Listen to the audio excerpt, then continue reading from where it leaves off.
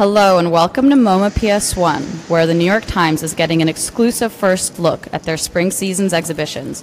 We're currently looking at artist Ian Cheng's live simulation work called Emissaries, which features open-ended narratives, like a video game that plays itself.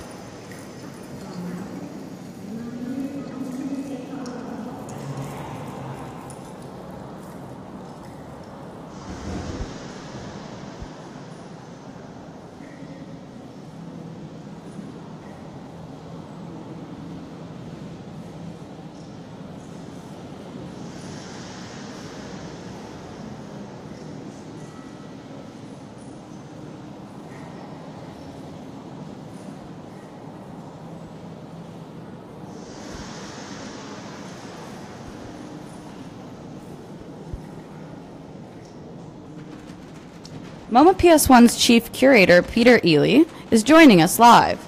Thank you, Peter. Thanks for joining us. Ian's piece is something I always think of as a petri dish. He comes out of the gaming environment, but really he's making a piece that exists as a completely hermetically sealed world. We have no access to it, although we're live streaming it on Twitch for the duration of the exhibition all summer.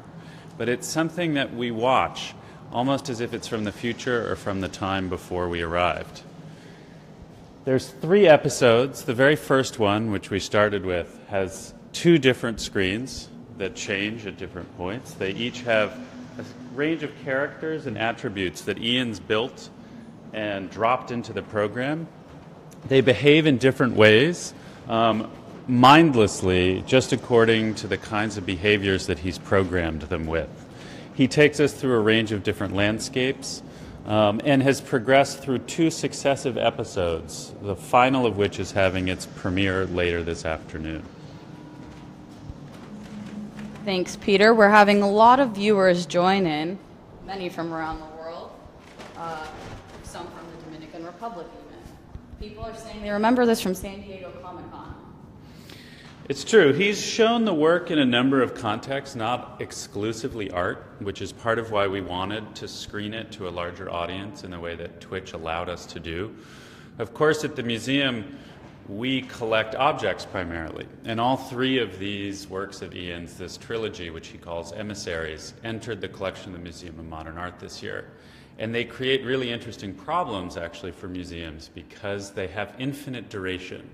So normally when we collect a film or a video work, we screen it at specific times, or we might loop it in the gallery. But in this case, there is no end to the work. It just keeps reproducing itself, recombining and continuing to play as long as the machines are on. Interesting. So that was about Ian Cheng's Emissaries, which we just saw. And now the next exhibit that we're walking to on our exclusive preview of MoMA PS1 spring season. Peter, could you tell us a little bit about it as we start to walk toward it? We're going downstairs to a show of something seemingly very different. Paintings by the American artist Maureen Delace, which is the largest group of her paintings yet assembled. Like Ian, most of her work is organized around landscape. We think a lot of times of art along the categories of landscape, portraiture, still life. If there is a theme today to our spring exhibitions, in many ways it's landscape itself, but through lots of different viewpoints. Maureen's paintings are remarkably small. They're easel paintings. In many ways they're traditional. They feel very familiar, often things that evoke holiday cards or vacation snapshots. She works typically from photographs, actually, in her studio. She's not a plein air painter. She doesn't sit out on a sand dune in Cape Cod painting the house that we're looking at. She works from a range of different photographs that she takes, often returning to the same kinds of formal thematics again and again: a barn, a house, a cottage, a road. And after almost 30 years of making these paintings, we start to realize that actually she's best thought of as an abstract painter. The subject matter is just something that she's able to use to make a great picture. But of course, looking at these, we also can wonder who lives here. None of her houses or landscapes have people in them. There are no cars. There's no recognition of anything that puts them in time. They could have been painted, it seems like, in the 1950s as much as last week. And that timelessness allows them to do something very contemporary because it connects us to other times like ours. And there's something about these works, when we were thinking through the spring schedule, that evoked an interesting counterpoint to Ian's. In some ways, we can think of Ian's simulations as societies without leadership. We don't control them, they simply control themselves. And yet they're filled with these automatons who act seemingly mindlessly in the creation of their own societies. In Maureen's paintings, there's nobody here. It almost seems as if the landscape's been abandoned, or that we don't have access to the person who maybe lives inside this house. Notably, there's no smoke coming out of the chimneys. You really don't have any sense of habitation. So Doretta and Joan of many viewers have asked for close-ups, which is why I'm getting closer to individual works. And if any of you are just joining us live, we're here with Peter Eleey discussing MoMA PS1's new spring exhibitions. If you have any questions for Peter, please leave them in the comments and he'll be glad to answer them. We're currently doing some close-ups. These are remarkably well-painted pictures. They're almost all oil on panel. She works relatively quickly, but makes many more paintings than she keeps. And that's in part because over the years she's really figured out how to make an economically perfect picture. The color's always exactly right in the ones that she keeps and exhibits. And even the surface is perfect. Sometimes if there's a small blemish and she can't repaint it, she doesn't keep it, she doesn't show it. There's something about the very controlled and locked down perfectionism of these pictures that's a central part of how they function. There's something claustrophobic about them as a result. And Peter, Deborah Stacy is asking, how does an artist, or what does it take for an artist to get on these walls? It's a good question. People always ask that, and to be honest, there aren't any hard and fast rules. We think about a lot of art, we look at a lot of art, we read about a lot of art, we talk to a lot of artists.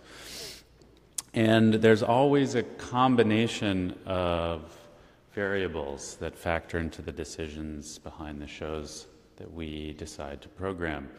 So in this case, Maureen was an artist who has been working in New York for 30 years almost. Her very first show was here in 1992 in a large group show. And she's been showing for a long time, but hadn't yet had an opportunity to bring the full scope of her work together in a single show, never mind in her hometown. And it seemed like, in the context of other things that are happening, including, I think, in the political landscape, which was very much in my mind in the summer, fall, while we were working on this show, that something about the kinds of landscapes and places depicted in Maureen's paintings spoke to our political moment, especially because of their evocation of a certain, let's say, capital A America. That there's something, if we saw these paintings, and maybe there are viewers joining us from places far away who could weigh in on this, my sense is if you saw these paintings from somewhere elsewhere in the world, you would recognize them as American landscapes. Mm-hmm. And so that was part of what we were thinking about. There is a latent political undercurrent to all of the shows that open today that isn't necessarily always so obvious. It's not the first thing that any of these artists are thinking about, but I think it's very much present in all of their practices. And Devin Patel and a lot of other viewers have been asking, how big are these? They're all quite small, usually 9 by 12 inches. They vary by a couple of inches from that, but there's very little that's bigger than this. A lot of people are appreciating the white space surrounding the paintings as sort of a way to emphasize them. Zach Lewis asks, so much intentional black space, is that supposed to be art as well? So much intentional black space or white space? Blank space. Blank space. I think the paintings need a lot of air around them. She's always exhibited her work with lots of empty space. In part, I think that actually adds oddly to the dynamics of each individual painting, which seem like they have a huge amount of light and air in them.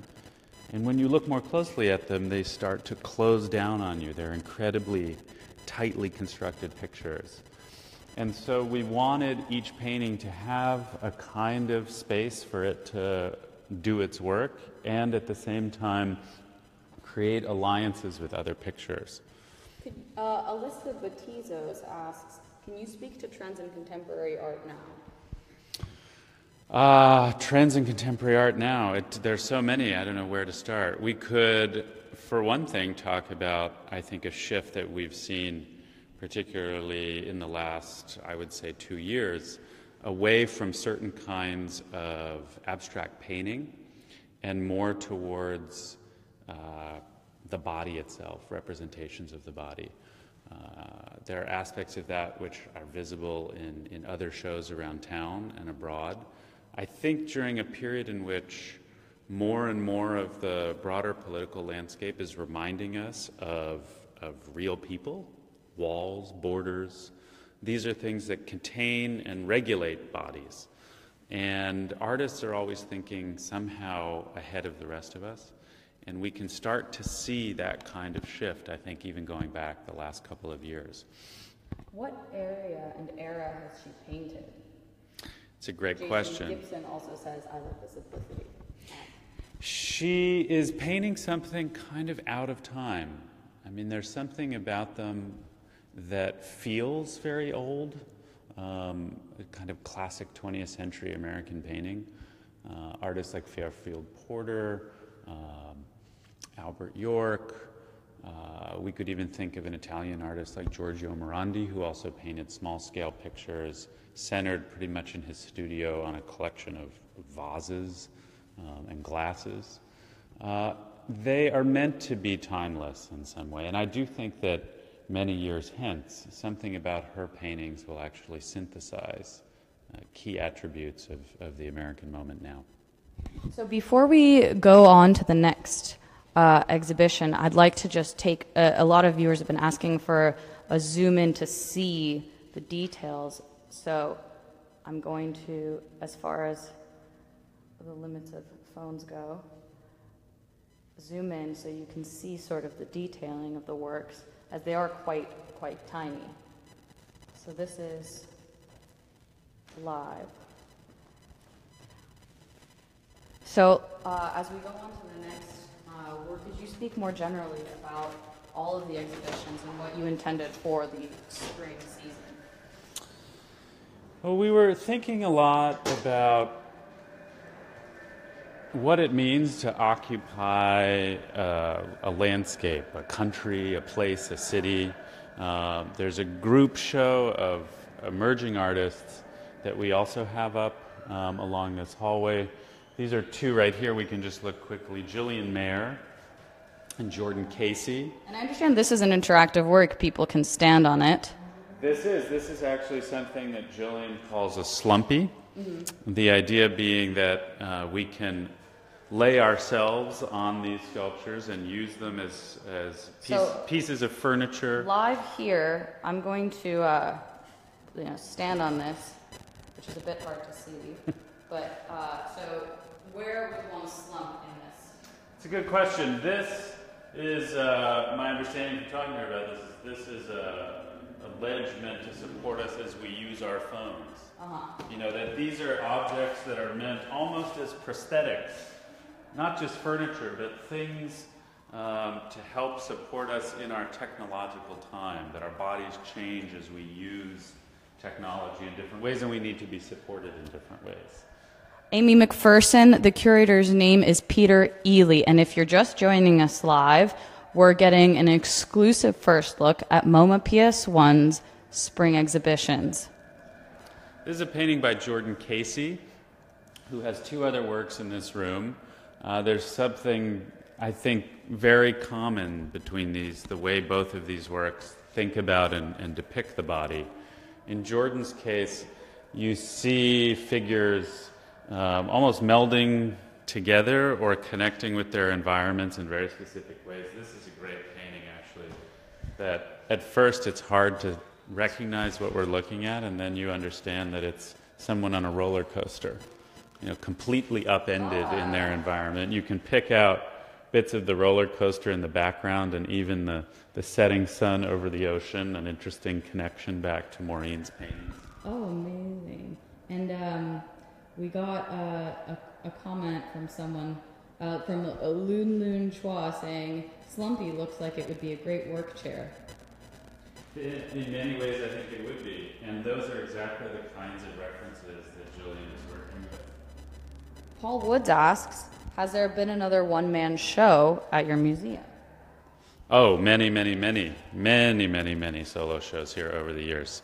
The museum was founded in 1976, and in fact, for anyone coming to see these shows, they should pop down to the second floor at the far end of the space that we're on now, where we've installed a selection of things from the archives here at PS1 from 1976 to 2000, which really show the range of activities that have happened here over the years.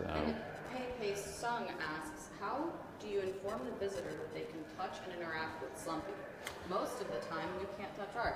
Curious things. It's very confusing for visitors. Sometimes you can touch art, most of the time you can't. We have staff in the galleries who tell you what you can do, particularly when there's a work like that that you can touch. And we often also have signage that helps. And where are we going next? Where are you taking us to next? We're heading actually downstairs to see an exhibition by a Slovak filmmaker named Tomáš Rafa. There was a short piece actually in the Times this week about it. It's a show of documentary films that Tomáš has made over the last, well, actually it's an 8-year-long project. We're showing more recent films that he's made in Eastern Europe.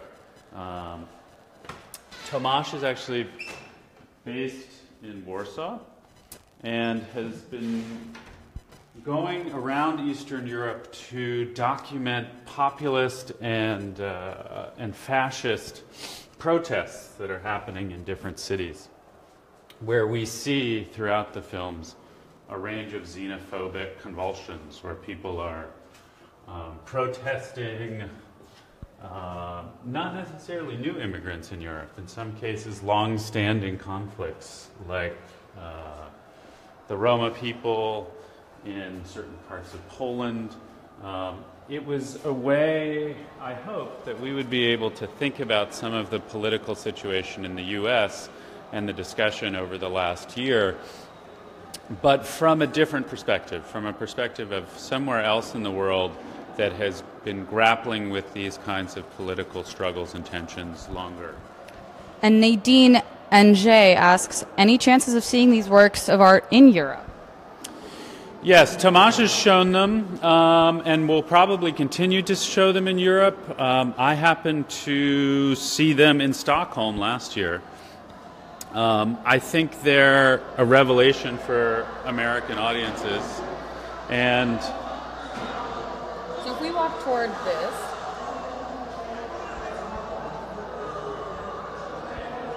you can hear a little bit of the background noise on the screen. I mean, I think what's important when we're making an exhibition, we always think about the experience in the room. And here, what you feel is, on some level, the chaos and violence of some of these protests. You hear people on the street chanting. You see images larger than life. It's all there. Some of it feels like science fiction, and yet it is actually happening. And many of these scenes, differently, are familiar actually from American, I think the American landscape in the last 2 years. And Karen Stover, a viewer, asks, could you please clarify about European pieces for the American artists?